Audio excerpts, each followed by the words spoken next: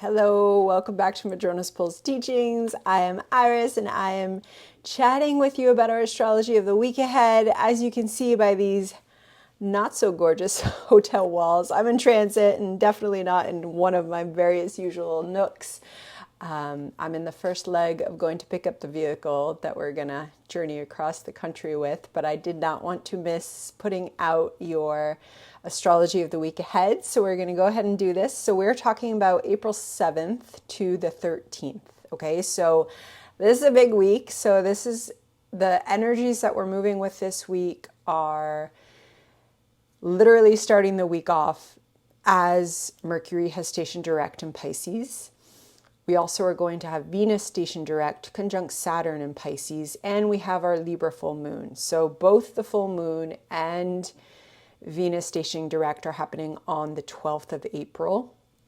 So these are, it's the entwining of these energies that we are weaving our co-creative ways with this week. And I'm going to go through them a little bit. I did upload a video also just on the Libra full moon, so you might want to have a listen to that if you haven't listened to it yet. And here we go. How are you doing? How are you doing as we emerge into what is like the word oceanic soup is what a lot of this Pisces energy is, right? So yes, the sun is in Aries, and it is Aries season. But there is such strong Pisces energy in, that 25 through 27, 28 degrees of Pisces that it is a lot. It's on the one hand, some of this Pisces energy can be absolutely beautiful. It also is a dissolving of structures. That Saturn is very potent through April. It's working with Venus, and it is a lot. It can be a lot of emotion, a lot of feeling. The way of working with this Pisces energy is really wanting to, slow down, because we're talking about Mercury literally starting this week off, stationing direct. We also have Venus who's coming into her changing of the gear, grinding situation, which is a planet kind of coming into that, moving from the retrograde to the direct position, and then beginning their slow forward movement. So slowing down is part of how we work in the body psyche with especially these two personal planets shifting direction in our perception of them, and especially in Pisces. And so slowing down and listening to intuition, especially in this first part of the week as it is pulling us into our Libra full moon. So as we begin this week, Mercury is there. It stations direct very early in Pacific time on the 7th, and it does that conjunct the North Node. Okay, so this whole week, we are moving with Mercury conjunct the North Node. They're exactly conjunct on the 10th, and yet that North Node is here and it's singing into our experiences. So there's also, especially if there's lots of noise, whether that noise is coming from the news or it's coming from the to-do list or it's coming from so many different places, we do want to try and get quiet and listen in underneath that noise, which can be a bit staticky. But as we settle and listen in underneath that North Node, talking with Mercury, who through this week is going to be coming into that direct motion, is offering us messages. And again, in Pisces, those messages can come in dream, they can come in synchronicity of just seeing a sign or running into a person, or it's just this unfolding of those synchronicities that are kind of the soundtrack of soul in our lives. They can come from just bumping into that person. They can come from unexpected places. They can come from meditation and journaling and art practice. These are all ways that Mercury communicates in Pisces. They also can come just through feeling. And there could be deep feeling this week, okay? Also, our full moon on the 12th is a full moon with the sun very closely conjunct Chiron. So there are going to be a lot of feelings this week. And so we do want to feel into it. And that sun is in Aries. It is important to also move some of the energy, but not too quickly. We trust our own mind, body, what we need, but we don't want to move in the way of running away from the energy. But the energy itself, especially if we're feeling any heaviness at this moment, like a very slow mindful movement practice, even a yin yoga practice to just move some of the energy could be really supportive this week. But there are messages coming through, especially because Mercury is going direct now, okay? And it's going direct as we are coming out of eclipse season and moving into our full moon. So there are messages that could be streaming in. There is movement and understanding a little bit more clearly, not completely. And even if but that understanding might be coming from feeling. And so we really just want to honor what we're feeling and also accept that we might have some more of that forward movement, understanding, perception, intuition as that Mercury stations direct and moves us into the week. But of course, what we're moving into is our full moon, pulling us into that full moon, which is also Venus stationing direct. But it's not just Venus stationing direct. It's Venus stationing direct conjunct Saturn. So we are working with Venus conjunct Saturn all month, okay? They are very closely conjunct now at the beginning of the week. They're still going to be conjunct when Venus stations direct. And then as we move further into April, they'll be exactly conjunct again, okay? But they're moving very closely. And this is very particular energy. And Venus, especially Venus retrograde, coming into the Venus stationing direct in a conjunction with Saturn in Pisces, very close to an eclipse point, that was opposite that lunar eclipse. It is a lot of dissolving of structures. Saturn in the final degrees of Pisces. This is Saturn beginning to move to its birthing into a new cycle, into Aries that comes later in May. As it moves through the final degrees of Pisces, it is dissolving structures that do not serve us so that we can come into more attuned alignments in our body, psyche, consciousness, embodiments, connection to soul, to source, to emergence that we might not understand with the mind, and we are not supposed to understand it. The energy of Neptune having moved into Aries, with Saturn now making its journey through the final degrees of Pisces. Not to mention that Neptune is in a sextile to Sedna, who's opposite Juno, and I'll say a little bit more about that. There is deep transformation, deep paradigm shifting, deep soul alignments, realignments, recalibrations happening. And this Saturn and its conjunction with Venus is part of that. And it's part of this Venus retrograde cycle that we've been in. And we are dissolving structures, and it's very personal. And so there is something that, when you hear that piece of music, or you see that piece of art, or you see that natural beauty, and it is beautiful and melancholy at the same exact moment, and it kind of pierces through the soul, and we just feel it. That's Saturn conjunct this Venus.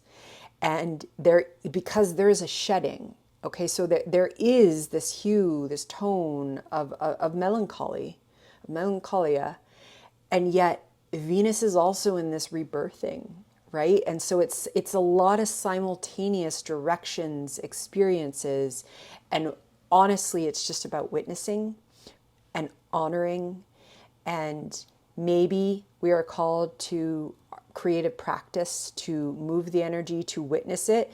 Part of the reason that creative practice is so powerful, especially in our emotional transformation, is because it gives us an externalization of that inner world, and we witness it in the making, and then we witness whatever it is. It doesn't matter what form of art and creative practice it is. So if you're called to that creative practice, or you want to explore it, it's a wonderful way to work with this energy of Venus and Saturn. But there is a rebirthing, and that's Venus. It's our desire. It's our, she's retuning our desire to soul and spirit and goddess so that she can come back into Aries and we can feel it in a personal way. So there's this deep recalibration going on that is literally about your values.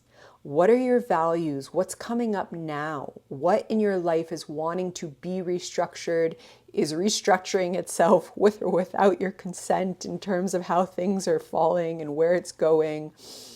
And there's something bigger than us in Pisces always, right? And so there's this restructuring going on, but it's aligned with our own values. And those values are rebirthing. So really paying attention, meditating, contemplating, reflecting, going for walks on your values now, especially as they relate to what fills you up with soul juice, what fills you up with divine feminine, what fills you up and, feels like love, because this is also about love and compassion. And so it's big energy, and we're with it all week. And of course, it pulls us into that Libra full moon. So the Libra full moon is, of course, the moon in Libra and the sun in Aries, and the sun is conjunct Chiron. Okay. And their exact, the Chiron conjunct sun energy is going to we're really going to start feeling that around the 9th. I mean, we're being pulled into it all week. And that is it's quite particular energy. And there is healing. There is healing, and yet there also can be grief coming up. There also can be breakthroughs, okay? It depends on our personal chart, depends, on our body, psyche chart, all of it. But it's a strong signature for this full moon, especially amidst Mercury stationing direct, Venus being conjunct, stationing direct. And that happens, the Venus stations direct right after, within an hour after our full moon, okay, on the 12th. So there's potent energy, but Chiron is here. Chiron, the wounded healer, who is the wisest teacher in the ancient world in the West. Okay, wisest teacher. So right there, the paradigm the soul paradigm that Chiron offers us is that our deepest wounds, and there is absolutely nothing superficial about a Chironic wound. And so our deepest wounds are where our most valued integration in this journey occur. That's part of Chiron's lesson. And it's a lesson that takes decades. Okay, we have our Chiron return at 50. And so the Chiron energy is sounding in this full moon.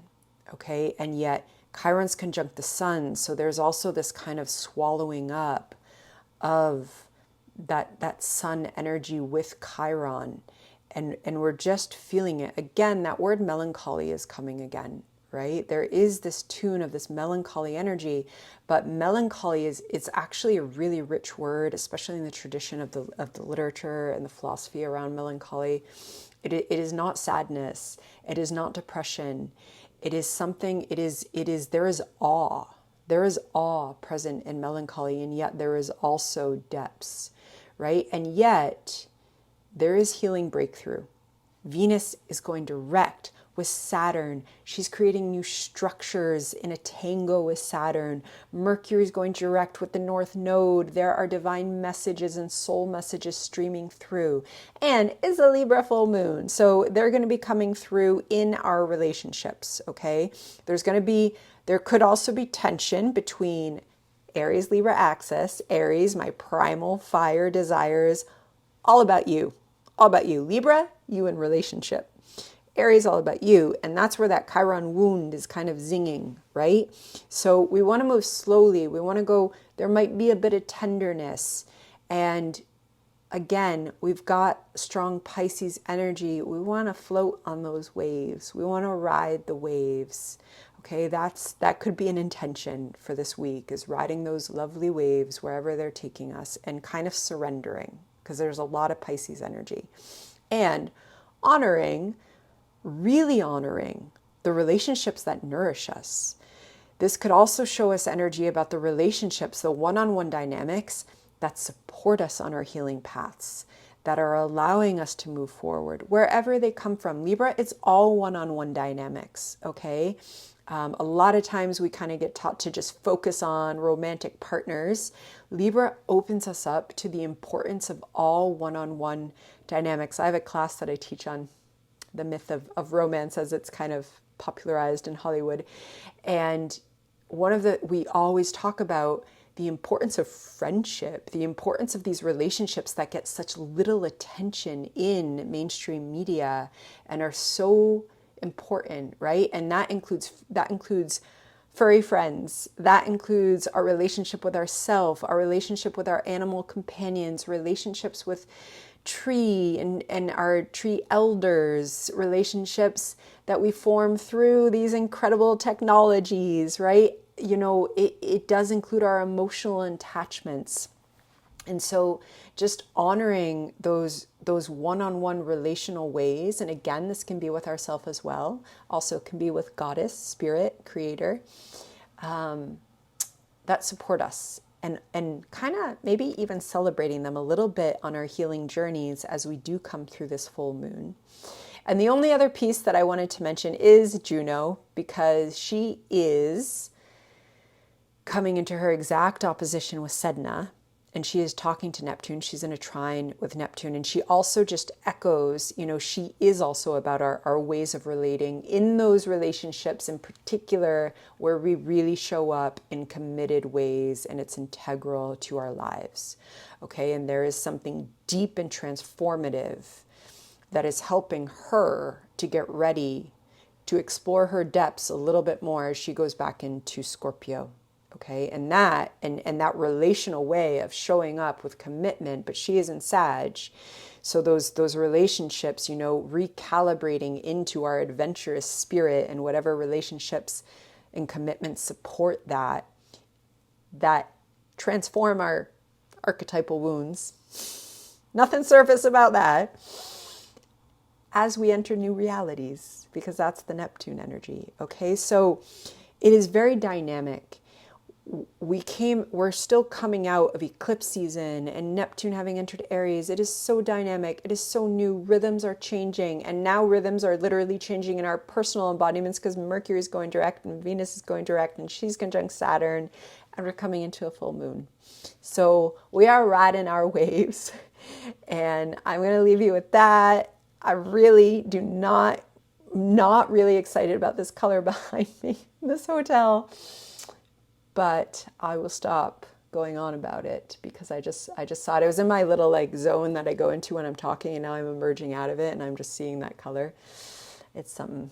So I am sending lots of love, and I don't know where I'll be the next time that I'm making a video for you because I'm going to be in transit pretty soon. I might have one more in BC, and I'm just sending lots of love and full moon blessings for this week, and take care. Bye-bye.